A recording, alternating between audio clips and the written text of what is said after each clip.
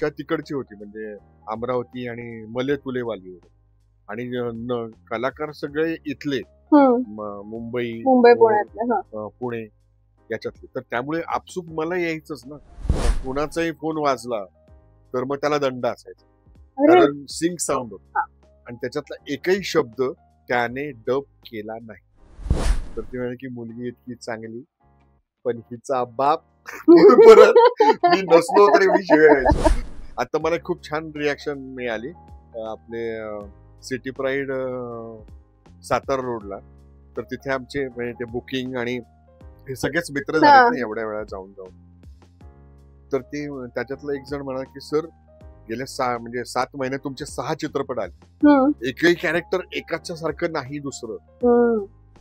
तो उतारा 200 वेळा त्यांनी असं खाली स्पष्टपणे लिहिलं होतं की हा उतारा 200 वेळा स्वतःच्या डोळ्यात डोळे घालून आरशात वाचा. मी इतका पाठ करा की तो म्हणतो डोळ्यात डोळे घालून. हाय, हॅलो, नमस्कार. मी रुचा मुळे. रोलिंग स्कोप या चॅनलवर तुमचं मनापासून स्वागत. आज अभिनेते श्रीकांत यादव यांच्यासोबत आपण गप्पा मारणार आहोत. आणि असतं ना की चेहराही काफी है, नाम ही काफी आहे, तसं त्यांचं आहे की सर म्हटल्यावर इतके चित्रपट माझ्या डोळ्यासमोर आले, इतक्या भूमिका पटपट पटपट डोळ्यासमोर आल्या. तर आता हे सगळं बघत असताना मला वाटतं की हा माणूस इतकं काम करतोय, बहुरंगी बहुढंगी म्हणता येईल अशा पद्धतीचं. तर नेमकं हे श्रीकांत यादव घडले कसे, कुठून या सगळ्याची सुरुवात झाली आहे? घडले कसे हा म्हणजे खरंच काय म्हणून सिंहावलोकन करावं लागेल. अरे बापरे, म्हणजे आपण एवढे मोठे झालो की आपण घडले कसो याच्यावरती प्रश्न येऊ शकतो. पण मला असं वाटतं की काय म्हणतात त्याला, लहानपणापासून याची आवड होती, पण त्याला संधी मिळत नव्हती. म्हणजे की आपल्याकडे आहे हे टॅलेंट, पण ती भीती असते ना की कसं लोकांसमोर जायचं. मी गमत्या जमत्या करायचो घरातल्या घरात भावांसमोर, आणि ते आम्ही सगळी भावंड दिवाळीत आणि मे महिन्याच्या सुट्टीत मग तिथे गमत्या जमत्यात मी करून दाखवायचो. पण मग हळूहळू स्वरूप वर्धिनीच्या शाखेत होतो मी. तर मग तिथे मुलांना प्रसंग नाट्य आणि मग त्याच्यातनं पथनाट्य वगैरे असं ते करत असताना अरे ह्यात गंमत आहे यार, असं करत करत मग शाळा, नंतर कॉलेज, आणि मग नंतर आमचे मित्र भेटले, गिरीश कुलकर्णी, उमेश कुलकर्णी, हे संस्कार भारतीचं काम करत होते. आणि मग आम्ही एकत्र काम करायला लागलो आणि मग तिथनं नाटकाचा प्रवास सुरू झाला. आणि सुरू झाला तर म्हणजे आता मला ते अवघड आहे की असं एक एक क्षण सांगा की हा हे ह्याच्यामुळे घडले, हे त्याच्यामुळे घडलं. पण साधारण प्रवास तो असा आहे. तर मग त्याच्यामध्ये संस्कार भारतीच्या नाट्य वर्गात आम्हाला पाळंदे गुरुजी होते. परत भरतनाट्य संशोधन मंदिर एक वर्षभराचा नाट्य ह्या विषयावरती एक कोर्स चालवतात, तर त्याच्यामध्ये मी होतो. तर मग तिथे दीनानाथ टाकळकर होते. म्हणजे हे सुरुवातीला बेसिक्स सांगायला, समजवायला, म्हणजे यांनी शिकवायला सुरुवात केली. शिकायला म्हणजे हे कसं करतात. आणि जेव्हा टाकळकर सर आम्हाला शिकवायला होते तेव्हा त्यांचं वय 70-75च्या प्लस होत. आणि त्याच्यात तो त्यांचा आवाज होता, कारण त्यांनी नाटकातनं आणि याच्यातनं कमवलेला आवाज. म्हणजे ते तुम्हाला दादा कोंडकेंच्या प्रत्येक चित्रपटात असतात. हो. आणि मग त्यांचं डेडिकेशन आणि हे सगळं म्हणजे थोडक्यात तुम्हाला ऑब्झर्वेशन शिकावं लागतं की तुम्ही काय ऍब्सॉर्ब करतात त्याच्यावर. मग तिथनं मग पुढे प्रवास सुरू झाला. मग पाळंदे गुरुजी आले, मग त्यांनी प्रसंग नाट्यातनं काही गोष्टी शिकवल्या. मग नंतर हळूहळू आणि बाकी हे करत असताना कॉलेजमधले जे मित्र होते ते नंतर दिग्दर्शक झाले, मिलिंद शिंत्रे, त्याच्याबरोबर मग नाटकं करायला लागलो. ही नाटकाची गंमत होती. आणि मग सरते शेवटी 2000 साली आमचा मित्र उमेश कुलकर्णी तो FTI ला दिग्दर्शनाचं हे करायला गेला. मग त्याला मदतीला म्हणून जायचो तिथे FTI ला. मग त्याच्यासाठी ते प्रोजेक्ट असायचं की FTI असायचं, पण माझ्यासाठी किंवा आमच्यासाठी ते प्रभात होतो. अरे प्रभात, अण्णा इथनं गेले असतील वगैरे. आणि तिथे काही गोष्टी त्यांच्या सेट मधल्या असं त्यांनी जतन करून ठेवलेले आहेत. म्हणजे कळण्यासाठी की इथे असं झालेलं होतं. झालं माहिती नाही कसं, पण ते आम्ही बघितले याची देही याची डोळ. आणि मग इथे तुकाराम घडले, इथे हे सगळं तो आमच्यासाठी ऐतिहासिक वास्तूच होती, म्हणजे अजूनही आहेच ती. पण मग तिथनं त्याच्या शॉर्ट फिल्म्स करत करत, मग आणखी त्याच्या मित्रांच्या शॉर्ट फिल्म्स करत करत मग कॅमेराचं गणित शिकलो. बाकी अभिनय तोच असतो, फक्त तुम्हाला कॅमेऱ्याच्या साठी तुम्हाला लुक्स आणि ह्याच्या ते तांत्रिक गोष्टी आहेत. पण मांत्रिक गोष्टी ह्या त्याच आहेत अभिनयाच्या. मग उमेशमुळे सुमित्रा मावशींची ओळख झाली आणि मग त्यांच्याबरोबर एक भैस बराबर नावाची सिरियल आम्ही ते आमचं नाटक बघायला आले होते आणि मग ते म्हणले की तुम्ही दोघं म्हणजे मी आणि गिरीश तुम्ही या तिकडे सासवडला त्यांचं याचं शूटिंग आणि तिथे पण म्हणजे आपले आवडतेच कलाकार नंदू माधव, सतीश तारे, NSD पास आउट असलेले बरेच मंडळी होते. परत नीना कुलकर्णी त्याच्यात मुख्य. सगळेच दिग्गज कलाकार. हो. तर त्यांचं काम बघायला मिळालं. परत हिंदीतले काय म्हणते त्याला ज्यांच्या आवाजी किंवा असं वकूफ असलेले असे अभिनेते तिथे बघायला मिळाले. त्यांचं काम नुसतं बघत राहिलं तरी आपल्याला बऱ्याच गोष्टी आपल्याला शिकायला मिळतात. म्हणजे आता मी तुमच्याशी बोलताना मलाही खूप गोष्टी शिकायला मिळतात. पण सर सुमित्रा मावशी हे नाव मोठं आहे सुमित्रा ताईंचं. जेव्हा त्यांनी तुम्हाला दोघांना सांगितलं की तुम्ही दोघं या, त्या मोमेंटला तुम्हाला कसं वाटलं, तेव्हा काय भावना होत्या तुमच्या? प्रसंगोत्पात नावाचं ते नाटक होतं आणि त्याच्या शोला त्यांनी बोलवलं. तर आम्हाला तर म्हणजे अरे मावशींनी म्हणजे आता सिरियल म्हणजे आपण झालो आता स्टार, आता काय आपण ऐकत नाही. आता थांबायचं नाहीये थांबायचं नाही असं. पण मजा आली, खूप भारी वाटत होतं हे सगळं करत असताना. आणि पॅरलली म्हणजे नोकरी त्यावेळेसही चालूच होती. मी तेव्हा तर मी मेकॅनिकल इंजिनिअरिंग करून मी फोर्स मार्शल सारख्या कंपनीत कामाला होतो तिथे. आणि मेकॅनिकल इंजिनियर असताना तरी सुद्धा अभिनय क्षेत्राची तुम्हाला एवढी आवड आणि तरी अभिनय करायचं हे तुम्ही ठरवलं होतं असं? नाही, ही काय म्हणतात त्याला छंद, तुमचा छंद आहे हा अभिनय करणे, की त्याच्यातनं तुम्हाला मजा येते, बरं वाटतं, आनंद मिळतो आणि म्हणजे प्रेक्षकांना तुम्ही आनंद देऊ शकता ह्यानेच तुम्हाला आनंद होतो. कारण मी आधीची सुरुवातीची जी नाटकं किंवा एकांकिका होत्या त्या सगळ्या कॉमेडी आणि अशा धर्तीच्या होत्या. नंतर मग जेव्हा गिरीशशी आमची मैत्री झाली, मग त्यावेळेस मग गोष्टी बदलल्या. मग अभिनयाची खोली आणि मग त्या सगळ्या गोष्टी गिरीशनी पण खूप प्रभाव पाडला याच्यावरती. अभिनयाचं काम करून घेतलं, एक एक शब्द तासून घेणं, मी शब्द शोधतो याच्यामध्ये आहे ते सगळं याच्यामध्ये ते केलं. पण सर किती अभ्यास आहे, म्हणजे ना नुसता आपण गेलो कॅमेऱ्याच्या समोर उभं राहिलो आणि हे असं आता तो नाहीये. अभिनयामध्ये तुमच्या प्रत्येक गोष्टींची लकब दिसणं महत्वाचं आहे आणि त्यासाठी व्हॉइस मॉड्युलेशन आहे, त्याच्यासाठी अगदी चेहरेपट्टीचा अभ्यास आहे, बऱ्याच गोष्टी येतात. तुम्ही सगळा हा अभ्यास कशा पद्धतीने शिकला? तुमची ही लर्निंग प्रोसेस कशी होती? ते लर्निंग प्रोसेस हीच होती की तुम्ही मॅक्झिमम काम करणं. म्हणजे आधी आता जे काही शॉर्ट फिल्म महोत्सव किंवा असं काही होतं, तर तशा आधी 2000च्या आधी एकांकिका महोत्सव असेल. मग तिथे मॅक्झिमम कोणीही नाटक करत असेल, कोणी एकांकिका करत असेल, तर आपण त्यात असलोच पाहिजे. एक काय एंट्री असेना किंवा एक सीन का असेना, पण आपण असलो पाहिजे. या ह्याने मी पुण्यातल्या मॅक्झिमम लोकांशी जोडला गेलो आणि मग वेगवेगळे दिग्दर्शक आम्हाला हे मिळाले आणि मग नंतर गिरीश बरोबर मग आल्यानंतर मग आम्ही आमचीच नाटकं केली. म्हणजे आम्ही प्रसंगोत्पात या नाटकाचे जवळजवळ महाराष्ट्रभर प्रयोग केले, कारण ती एकांकिका गाजली होती आणि मग जिथे जिथे ह्या महोत्सव म्हणजे स्पर्धा असायच्या तिथे आम्ही ही एकांकिका घेऊन जायचो. सर तुम्ही वेगवेगळ्या भूमिका केल्यात, पण प्रत्येक वेळी श्रीकांत यादव हे पोलीस म्हणून लोकांच्या फारच लक्षात राहतात, म्हणजे सगळ्याच ठिकाणी राहतात. पण मग तरी असं तुम्हाला कधी वाटलं का की पोलिसांच्या भूमिका करत असताना कुठेतरी तोचपणा येऊ शकतो किंवा अशी काही भीती वाटली का? नाही, कारण बेसिकली तुम्ही जर कॅरेक्टर म्हणून अभ्यास करत असाल तर हा म्हणजे वर्दी वगैरे किंवा पोलिसाचा ड्रेस आहे हा नंतरचा आहे, आतमध्ये माणूसच आहे. तर तो माणूस वेगवेगळा तुम्हाला कसा प्ले करता येईल याच्यावरती भर मी म्हणजे देण्याचा प्रयत्न केला. किंवा काही भारीतले दिग्दर्शक आहेत तर त्यांनी तसं करून घेतलं. म्हणजे आता मी जलसा नावाची एक मूवी केली होती अमेझॉन प्राईम वरती, तर त्या सुरेश त्रिवेणी त्याचे दिग्दर्शक होते. तर त्यांनी फ्री हँड दिला होता आणि पुन्हा त्याच्यातला तो मराठी पण बाज पण ठेवायचा होता आणि हिंदी फिल्म पण होती, असा तो बॅलन्स तो होता. तर त्याच्यात त्यांनी मला सांगितलं होतं की हे खाकी कपडे वगैरे हे विसरून जा, तो साधा क्लार्क आहे, हेड कॉन्स्टेबल की जो आता 1 महिन्याने रिटायर्ड होणार, तर त्याला डोक्यात आणि मग तू कर का असं.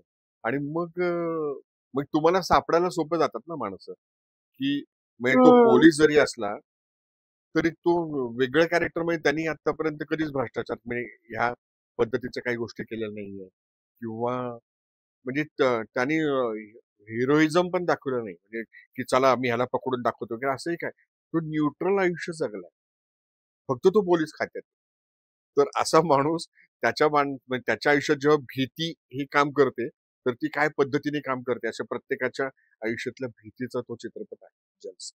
पण हे करताना म्हणताल की प्रत्येक पोलीस हा जसा वेगवेगळा आहे तसं तुम्ही प्रत्येक पोलीस वेगवेगळ्या बाजूनी त्याच्यामध्ये रंगवलेला आहे कारण एकमेकांशी म्हणजे निगडीत नॉर्मली काय होतं की ही प्रतिमा आली की आपल्याला आपल्या फिल्मी पोलिसांनी आपल्याला ते घर करून ठेवलेले की हा म्हणजे हा असाच असला पाहिजे तो म्हणजे तसाच असला पाहिजे तर पण ते तसं नाहीये ते माणसांगणिक ते बदलत जातं आणि त्या स्क्रिप्टची जर मागणी असेल की तुम्ही तसेच असलं पाहिजे तर तसं पण केलंय म्हणजे आणखी एक चांगला दिग्दर्शक आपला श्रीहरी साठे त्याचा 1,000ची नोट नावाचा चित्रपट केला तर त्याच्यात त्यांनी वेगळा माणूस उभा केला म्हणजे पूर्ण चेंजच केला लुक म्हणजे मला तो म्हणाला की हे केस बारीक केले चालतील म्हटलं हो चालतील याला लागणार असेल तर मग मी त्याच्यात ते असे नाही का 1 सेंटीमीटरच केस असे टोक असतील सोल्जर कट काइंड नाही सोल्जर नाही टक्कल केल्यानंतर जे काय उगवतं त्या पद्धतीचं त्यांनी हे ठेवलं होतं म्हणजे ह्याच्यात काही पांढरे म्हणणार राहू दे मला तसंच पाहिजे असं पण तो चित्रपट करत असताना इतकी मजा आली की असं कधीच ह्या चित्रपट म्हणजे ज्या चित्रपटाच्या कॅमेराने चित्रपट शूट होणार आहे त्याच कॅमेराने आम्ही लुक टेस्ट देत होतो की कसे दिसणार आहे काय रंग असणार आहे परत मग जेव्हा एवढ्या बारकाईने काम केलं जातं तर मग कॉस्ट्युम साठी पण कल्याणी गुगळे ती होती तर तिने मला शूज दिले होते म्हणजे की हे 1 महिन्याने शूट होतं हे वापर आजपासून नवीन करकरीत होते कारण तो ग्रामीण पोलीस होता बरोबर त्याच्यामुळे त्याची चकचकीत कधीच नसतील असे हे किंवा ते धूळ आणि ह्याच्यामुळे ते खराब होणार तर ते वापरून ते आपल्या पायाचे झाले की ते सोपे वाटायला लागतात म्हणजे आपला पाय त्याच्या शूज मध्ये असं तर त्यात एक बेरकी पोलीस आणि ती भाषा वेगळी तर ते आमच्यासाठी ते हेच होतं म्हणजे काय म्हणे वर्कशॉपच होतं की भाषा तिकडची होती म्हणजे अमरावती आणि मले तुलेवाली वगैरे आणि कलाकार सगळे इथले मुंबई पुणे याच्यातले तर त्यामुळे आपसुक मला यायचंच ना जो दिग्दर्शक आहे तो मुंबईचा पण त्याने म्हणजे शिक्षण सगळं पलीकडे जाऊन म्हणजे घेतलेलं तर त्याच्यामुळे त्याच्याही भाषेवर प्रभुत्व नाही मग त्यांनी नागपूरवरनं आम्हाला एक सर आले होते वैद्य सर म्हणून शिकवायला की ते ह्या सगळ्या डायलॉग वरती काम करा आणि त्यांच्या ते त्यांच्या भाषेत फार गंमत आहे अशी लय आहे आणि शेवट ते सोडून देतात घेऊन दे ना असं तो एक शेवटचा तुमची ते कंप्लेंट लिहून घेतले ना राजा हो असं एक ते लांबवतात प्रत्येक स्वर लांबवायचा असं ते आणि म्हणजे फ्लुएन्सी पण पाहिजे आणि टोन पण आला पाहिजे आणि त्याच्यात हे मले तुले पण आलं पाहिजे तर नाही म्हणजे खूप वेळा ते मलाच यायचं ते मले येईनाच मग आणि माझ्या सीन मध्ये मॅक्झिमम मी धरून अजून 5 पोलीस म्हणजे चुकण्याची शक्यता 6 पट अरे देवा तर त्यामुळे ते फार असं आणि तो समजा तुझा शॉट घ्यायचा असेल तर तो फक्त आणि फक्त तुलाच ऐकू जाईल असं इतका म्हणजे इतक्या बारीक आवाजात आणि मग शेवटी एक क्षण असं यायचं की तो अरे तू दिग्दर्शकीस राजा तू रिक्वेस्ट नको करू चल सुरू कर कॅमेरा असं इतकं ते व्हायचं ते आणि मग ते करताना मजा आली ती प्रोसेस फार इंटरेस्टिंग आणि कुणाचाही फोन वाजला तर मग त्याला दंड असायचा कारण सिंक साऊंड होता आणि त्याच्यातला एकही शब्द त्याने डब केला नाही ती भाषा शिवराळ जरी असली तिथं मग ते नंतर सेन्सॉरने म्यूट करायला लावलं पण ती नेटफ्लिक्स वरती आहे फिल्म आवर्जून बघा तर ती तिथे मात्र सगळे आहे उत्तम सगळं जे काही बोललोय ते सगळं आहे ऍक्च्युली तुम्ही सांगताना मला एक एक ती गोष्ट इमॅजिन होत होती पण सर या सगळ्या भूमिका करत असताना प्रेक्षक तुम्हाला फार जवळून बघतात प्रत्येक गोष्टीचं फार निरीक्षण करतात त्यामुळे एखादा निगेटिव्ह रोल झाला की तो प्रेक्षकांचा तसा अगदी लक्षात राहतो म्हणजे निगेटिव्ह रोल बद्दल एक इन्सिडेंट कुठल्या तरी अभिनेत्री होत्या त्या लोकलने प्रवास करत होत्या आणि त्या मालिकेमध्ये त्यांची एकदम फास्ट सासूची काहीतरी भूमिका होती. तर त्या नॉर्मल बसलेल्या आणि शेजारी बसलेल्या बायका एकदम त्यांच्या समोर आल्या आणि त्यांनी विचारलं, का ग एवढा त्रास का देतेस तिला, सोड ना, काय अडलंय तुझं तिच्या वाचून. इतकं ते प्रेक्षकांना लागतं. तर तुम्ही जेव्हा असे कुठल्या निगेटिव्ह रोल मध्ये असता आणि त्यानंतर प्रेक्षकांना भेटता, काही प्रेक्षकांचे असे वेगळे अनुभव आलेत का तुम्हाला?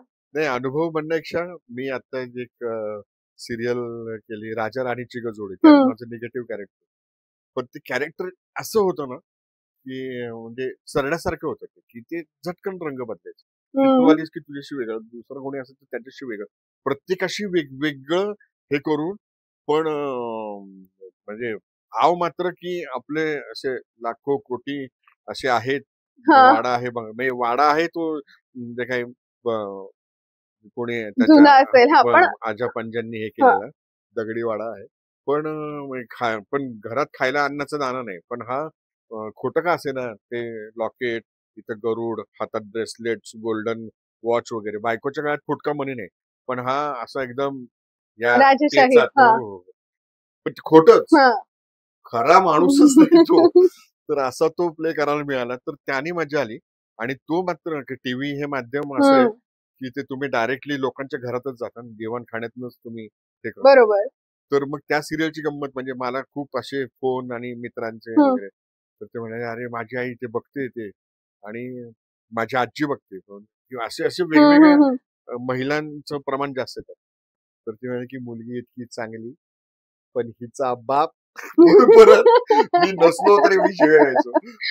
पण जेव्हा मी प्रत्यक्ष भेटायचो तेव्हा महिलांची संख्या जास्त असायची की तुमचं काम आवडतं वगैरे. म्हटलं अरे हे निगेटिव्ह आहे तरी सुद्धा लोकांना आवडतं आणि छान करता तुम्ही वगैरे. तुम्हाला तसे नाही वाटत हा वगैरे. अरे मी त्याच्यात वेगळं काम करतो, मी त्याच्यात नॉर्मल मी नाही येतो असं ते वाटत राहतं. म्हणजे लोकांना पटवून द्यावं लागतं आपल्याला की तो मी नव्हे, ते नव्हे. सर आता हे इतके चित्रपट मालिका सगळं आहे, तर इतक्या कलाकारांसोबत तुम्ही काम करत असताना कलाकारांसोबतचे अनुभव सांगाल का? आता तुम्ही खूप कलाकारांची मगाचपासून नावं घेतली आहेत. गिरीश कुलकर्णी आहेत, सुमित्रा मावशी आहेत, तर यांच्यासोबत काम करण्याचा अनुभव कसा होता? गिरीश बरोबर मी अजूनही काम अजूनही तर गिरीश बरोबर एक कम्फर्ट झोन असतो आमची, असे म्हणतात वेवलेंथ जुळणं वगैरे, किंवा हल्लीच्या भाषेत वाईब मॅच होतात. तर ते तो आम्ही स्टेजवरती जायचो आणि धुमाकूळ घालायचो त्या प्रसंगोत्पत्ती या नाटकात. म्हणजे मी आता जे नाटक करतोय होल बॉडी मसाज, तर त्याला स्टेजवरती अभिनय करताना पाहणं म्हणजे फारच प्रेक्षकांना तरी काही फुटांवरती, मला तो इथे असतो ना, इथे असतो, तर तेवढ्या जवळून तो त्या गोष्टी हे करतो.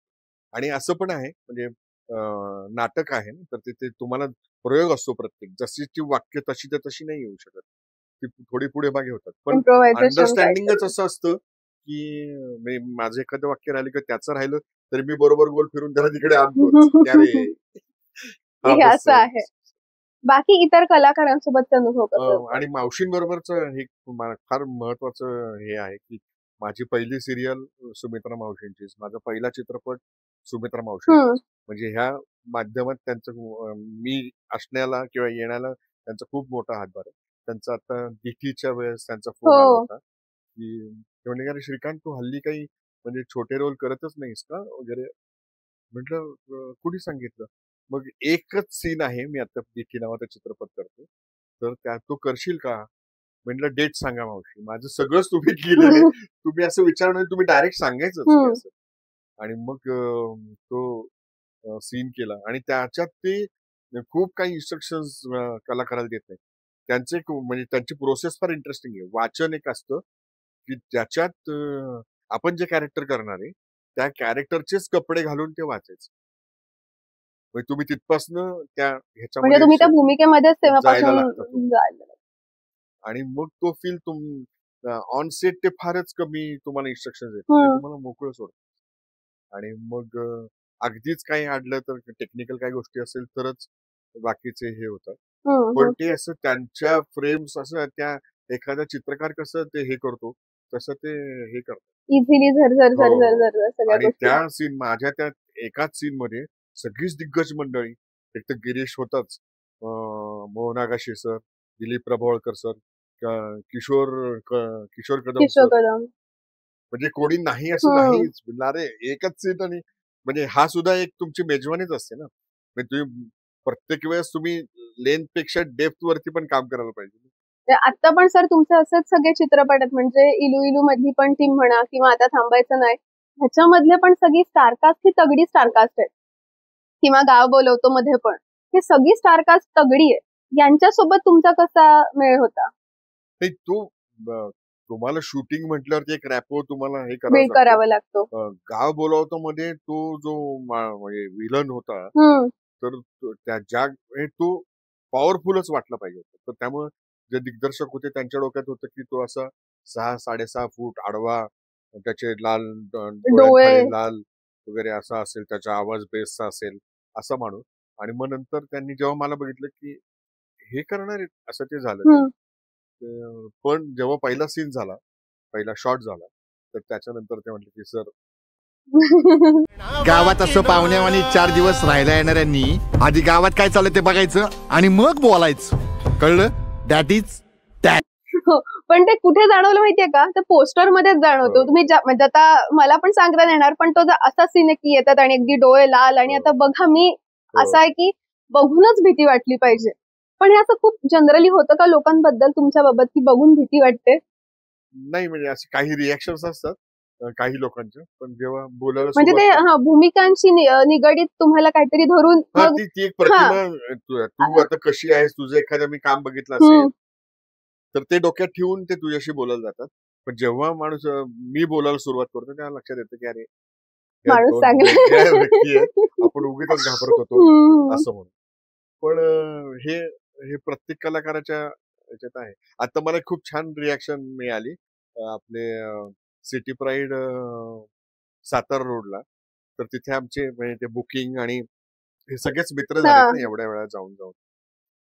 तर ते त्याच्यातला एक जण म्हणाला की सर गेल्या 7 महिने तुमचे 6 चित्रपट आले, एकही कॅरेक्टर एकाच्या सारखं नाही दुसरं. अरे वा, एवढ्या बारकाईने लोक बघतायत, ही मोठी गोष्ट आहे. आणि प्रेक्षक उचलून धरतात, म्हणजे फक्त थांबायचं नाही मध्ये पण म्हणजे माझा तो एक मेजर पहिला जो सीन त्याच्यात काही काय म्हणतात गोष्टीच्या साठी काही सीनची आपल्याला आहुती द्यावी लागते, ते सोडता बाकी जो मेजर सीन मोठा जो सीन आहे त्यातली सगळी माणसं वेगळी वाटली. म्हणजे सुरुवातीला माझं हे कॅरेक्टर असं वाटतं की म्हणजे हा तुका लावणारच आहे.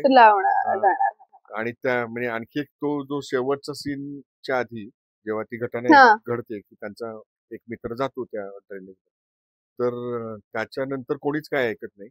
मग ते अधिकारी मला फोन करतात की तू बघ आता, आणि मग मी जातो. लोकांना वाटतं की हा काहीतरी आता त्रास देणार आहे की काय. एक्झॅक्टली तो हे होत असं. पण ते करायला फार मजा आली होती, कारण त्याचा दिग्दर्शकच इतका चोख होता.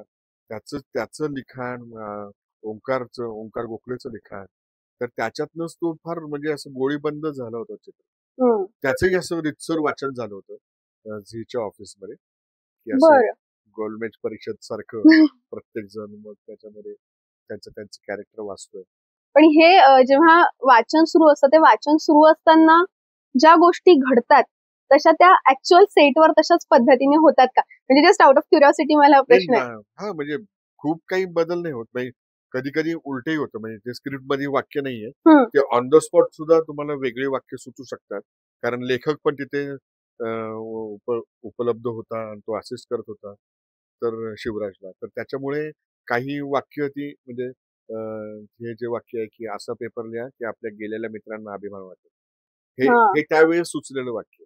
आधी मी वेगळं त्याच्यात वेगळं बोललेलो, पण हे त्याच्यामध्ये आणखी ऍड करून हा एक शॉट घेऊन बघूया कसं वाटतं, कारण हे पुन्हा एखादा शॉट इकडचं तिकडं जरी झाला तरी गोष्टी बदलतात चित्रपट या माध्यमात. पूर्ण असे कुठले कलाकार आहेत का ज्यांच्यासोबत तुम्हाला काम करायची इच्छा आहे भविष्यात, यांच्यासोबत काम केलंच पाहिजे, असे कोणी आहेत का? नाही, असे तर खूपच आहेत. म्हणजे अमिताभ बच्चन पासून तर सगळेच आहे. सगळ्यात पहिले नाव येतं अमिताभ बच्चन. नाही, मला असं वाटतं, कारण हे एकतर समूह कलाकृती आहे की कोणी एकट्याची काय एकपात्री किंवा असं एकट्याचं काही नाही. जसं आपण हे समाजामध्ये वावरतो आहोत करेक्ट करेक्ट. तसंच ते आहे. एकट्याने काही होत नाही. तर मला असं वाटतं की ज्या ज्या चांगल्या कलाकृती म्हणून ज्या आहेत तर त्याचा मी भाग असेल. नॉट हम्म. नेसेसरी की मी हिरोच असला पाहिजे किंवा विलनच असलं पाहिजे. कुठलीही गोष्ट असू दे. एक तरी सीन माझा असला पाहिजे एवढी माझी इच्छा आहे. म्हणजे मला थ्री इडियट्स इतका आवडलाय म्हणजे हम्म. अजून कधी कधी लागला तरी मी तो सलग बघत बसतो. कारण त्यात ते तुम्हाला सापडतात गोष्टी की तुमच्या आजच्या बरोबर. आयुष्यात सुद्धा तुम्हाला प्रेरणा देणारच त्या रिलेट गोष्टी करता येतात सगळं. करता येतात. तर असे काही चित्रपट आहेत किंवा मुन्नाभाई सारखे आहेत की जी गंमत येते त्याच्यात ते बघताना की विषय बघता वरवर पाहता की महात्मा गांधींसारखा विषय तो इतक्या सटल पद्धतीने हम्म. हाताळलाय. अरे म्हणजे एवढ्या सोप्या पद्धतीने गांधी पोचवायचे त्यांचा विचार तर असं कोणीच विचार केला नव्हता. तर असे जे विचार करणारे आहेत तर त्यांच्या हम्म. बरोबर मला मजा येते. आणि दुसरी गोष्ट ऑब्विसली उमेश आणि गिरीश असलं की मी आणखी छान रिलॅक्स. कम्फर्ट झोन मध्ये जातो. तर त्याच्यामुळे कारण त्यांनी शिकवलंय गिरीशने की नाटकांपासून की तुम्ही डोळे बंद करा आणि उड्या मारा माझ्यावर मी तुम्हाला बरोबर पोहोचतो. अरे वा. तर थ्री इडियट्सचं तुम्ही नाव घेतलं पण आताच तुम्ही आमिर खानला सुद्धा भेटलात. हो. तो अनुभव कसा होता? म्हणजे हा इलू इलू चित्रपट हम्म. आमिर खानला खूपच आवडला. मग त्याच्या प्रीमियरला आमिर खान दस्तूर खुद्द आले होते. सहकुटुंब आले होते. म्हणजे त्याच्या मुलीचा नवरा, त्याची सहकुटुंब आई सहपरिवार अगदी. असं हा. ते सगळं.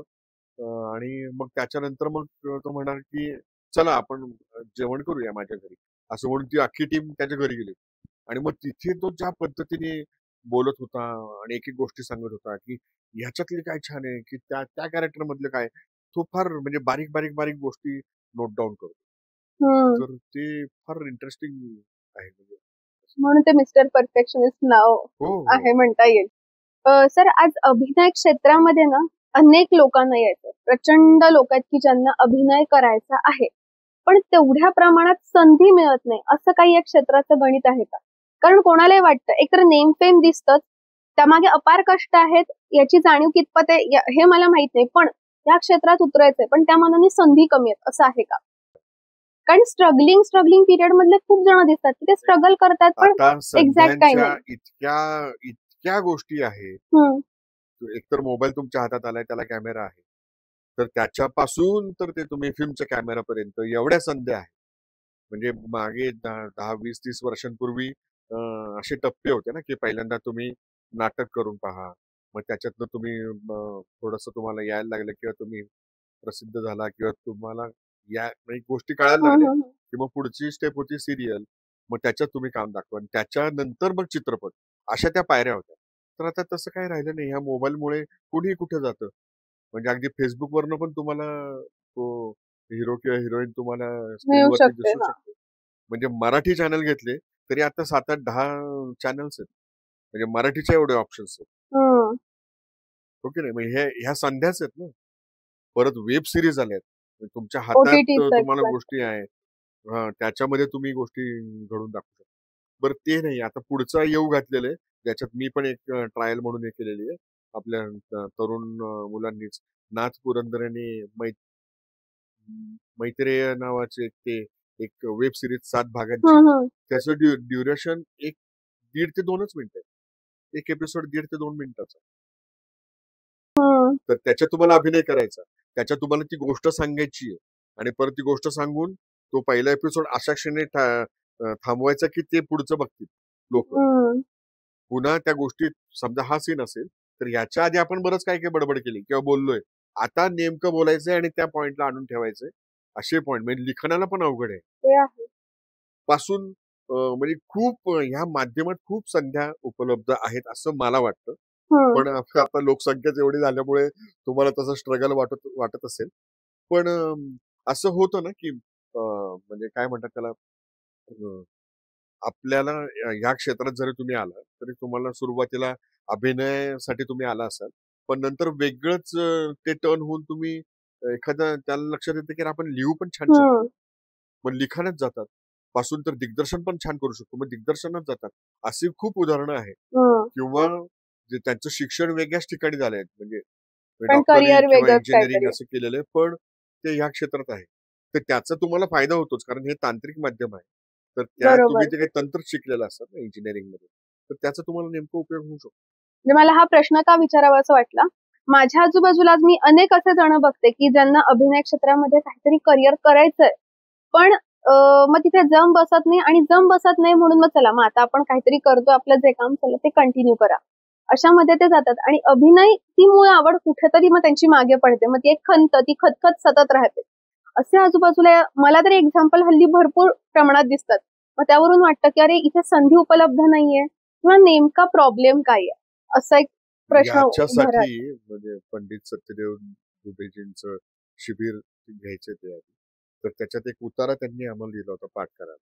त्या दोन्ही भाषेत होता, मराठी आणि हिंदी. हम्म, हम्म, आज हिंदुस्तान का हर नौजवान एक्टर बनना चाहता है, पर कौन बताएगा उसे कि म्हणजे रूपन से ज्यादा प्रतिभा जरुरी. हम्म. त्याच्यात ते सगळं दिलं होतं की तुम्ही किती महत्वाचे आहे, तुम्ही काय कष्ट करायला पाहिजे, वगैरे वगैरे वगैरे. परत तुम्ही स्टार झाला तर ते आणखी तुमचं काम वाढणार आहे, म्हणजे तुम्हाला मेहनत करावं लागणार आहे. याने की मेहनत से छुटकारा नाही, असं त्यांनी शेवटचं वाक्य सांगितलं. आणि तो उतारा म्हणजे तुम्हाला हे जमणार आहे का, ह्याची सगळी कारणं त्याच्यात होती. हम्म. आणि तो उतारा 200 वेळा त्यांनी असं खाली स्पष्टपणे लिहिलं होतं की हा उतारा 200 वेळा स्वतःच्या डोळ्यात डोळे घालून आरशात वाचा. इतका पाठ करा की तो हे म्हणा तो डोळ्यात डोळे घालून. आणि त्याचं उत्तर जर हो असेल तर तुमच्यासाठी हे आहे. तर मेहनत आहे तर तर ती करायला लागते. तर त्याची तर तयारी नसेल तर तुम्हाला तुम्ही OTP सारखे वन टाइम तुम्ही दिसाल कुठेतरी, पण नंतर तुम्हाला भवितव्य नसेल. बरोबर. हे हे मला आवडलं, कारण हे दिसतात उदाहरण, आणि मग त्यावरून असं वाटतं की आपण हे विचारावेत लोकांना की हे कशामुळे घडतं.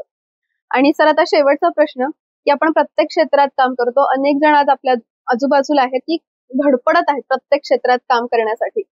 प्रत्येक जण स्वतःचं मेंटल हेल्थ काही ना काही कारणाने जपत असतो, आणि मेंटल हेल्थ हा हल्लीचा मोठा इश्यू झालेला. प्रत्येकाला मानसिक स्वास्थ्य हवंय. तुमचं मानसिक स्वास्थ्य तुम्ही कशा पद्धतीने जपताय एवढ्या सगळ्या गोष्टींमध्ये? हा म्हणजे काय होतं की आपण लहानपणापासून जसजसे मोठे व्हायला जातो, हं. मग आपण हळूहळू खोटं बोलायला शिकतो, की जे लहानपणी बोलत नसतो आपण खरं बोलायचं. म्हणून लहानपणाला विचारतात तुला आई आवडते का बाबा वगैरे या टाईपचं वगैरे. ते खरं बोलतात ते त्यावेळेस. हं. आणि मग जसजसं ते पुढे होत जातं ते मॅनिप्युलेट करायला लागतं ते पोरगं किंवा ते मूल. आणि नंतर हळूहळू हळूहळू इतकं करायला लागतो म्हणजे आपण सुद्धा इतक्या गोष्टी आपण मॅनिप्युलेट करतो, किंवा गोष्टी आपण जे खऱ्या आहेत तर त्या बदलून हं. सांगतो. हे माध्यमच तसं आहे, ती गोष्ट वेगळी. कारण आम्हाला नाहीये ते दाखवायला लागतं ना. बरोबर. पण ह्या सगळ्यात तुमचं मूल हरवून जातं, तुमच्यातलं मूल हरवून. तर ते जर म्हणजे थोडक्यात तुमचा निरागसपणा हरवून जातो. खरंय. कारण तुमच्या जबाबदाऱ्या आहे आणि तो पिचून जातो ते मूल फार अगदी घेऊन. पण मी मात्र लहान मुलांच्यात रमतो, लहान मुलांच्यात खेळतो आणि हं. मजा येते त्याच्यातनं. आणि एक वाईब ते देतातच आपल्या निरागसपणाची. हं. आणि म्हणजे तुम्हाला खूप चांगलं व्हायचं असेल तर ज्या मुलांना अजून बोलता यायच्या आधीची जी मुलं असतात, ते साधारण 1.5 वर्षाच्या आधी, हं, हं. त्यांच्या सहवासात 1 तास घालवा. मग ते काही करतं तुम्हाला. तुमचं नाक ओढतं, केस ओढतं, कणफळात मारतं, पण तुम्ही नाही काय करू शकत. मग तुम्हाला ते चांगलंच व्हावं लागतं. त्यांनी असं केलं, "अरे नाही, नाही, काय इट्स काही ओके. नाही." आपण ते सगळं सहन करतो. हं. म्हणजे तुम्ही काय थोडक्यात तुम्ही चांगले होता ना, तुम्ही चांगलं वागण्याचा प्रयत्न करा. आणि बाकी मेंटल हेल्थसाठी मी योगा करतो, मेडिटेशन आणि हे हं. सगळं ते त्यामधलं पॅकेजेस आहेत. अ, आणि व्यायामाची आवड आहे. योगाच्या आधी मी जिम करायचो. त्याच्यातनं तुम्हाला एक वेगळं तुमचं शरीर तुम्हाला वापरायचं बरोबर. म्हटल्यावरती अ, परत आणखी एक सुंदर आम्ही योगा करायचो. जेव्हा आम्ही देऊळ करायला घेतला होता, हं. तर त्यावेळेस काय म्हणतात त्याला आमचे पाहता आमचे दिग्दर्शक मित्र उमेश कुलकर्णी म्हणाले, की "अरे, काय तुमची पोटं बाहेर आली, अशी दिसणार आहे का?" त्याच्यावर. मग आम्ही म्हटलं, की "अरे चला आपण त्याच्यावर काम करायला पाहिजे." म्हटलं, "मग आता जिम नको आपण, योगा हं. करू आणि योगामध्ये पण ध्यान योगा करू." मग हं. डॉक्टर संप्रसाद विनोद ते ध्यान योगा शिकवतात. तर पहिलंच असेल शवासन.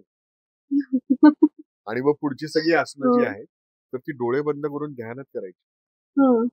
आणि त्याचा परिणाम म्हणून जे काय आहे, तर मी सांगितलं की मला बीपी आहे, माझे हे पोट आहे. हं. ते म्हणे की ते बाय प्रॉडक्ट आहे. त्याच्यावर काम करायचंच नाही. माइंड आणि बॉडी ह्याचं जर तुम्हाला कोऑर्डिनेशन करता आलं तर तुम्ही तुमचा परफॉर्मन्स एनहान्स करू शकता. आपल्याला त्या दिशेने जायचं आणि त्याच्यामुळे देऊळमधलं सगळ्यांचीच कामं तुम्हाला वेगळी दिसली असती. तर देऊळमधलं कॅरेक्टर ते आप्पा गलांडे ते फारच जवळचं. मगाच एक जाता जाता तो राहिलाय म्हणून सांगतो.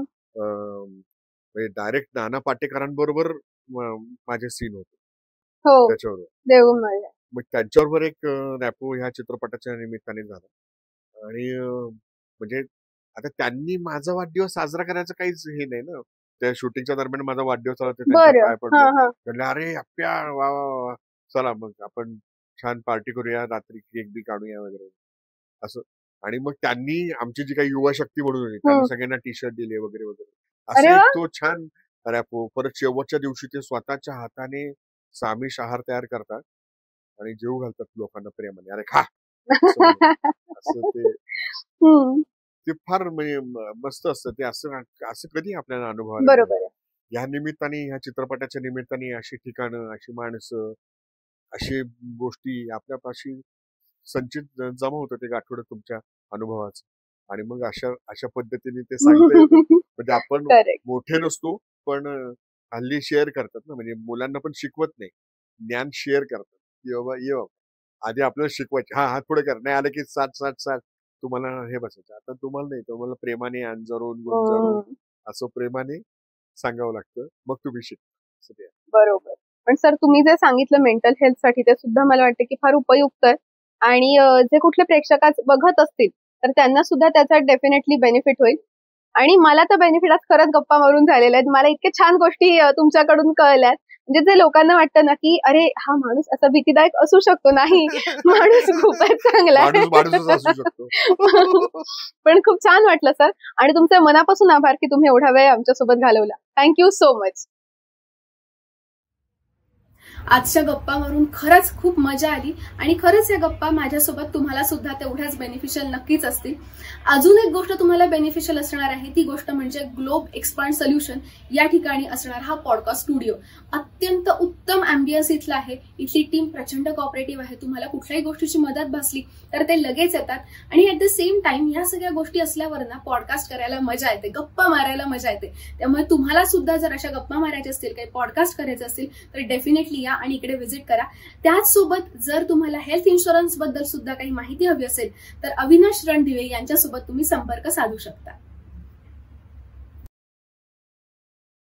आणि सगळ्या प्रेक्षकांना विनंती की आमचं चॅनल सबस्क्राईब करायला अजिबात विसरू नका. धन्यवाद.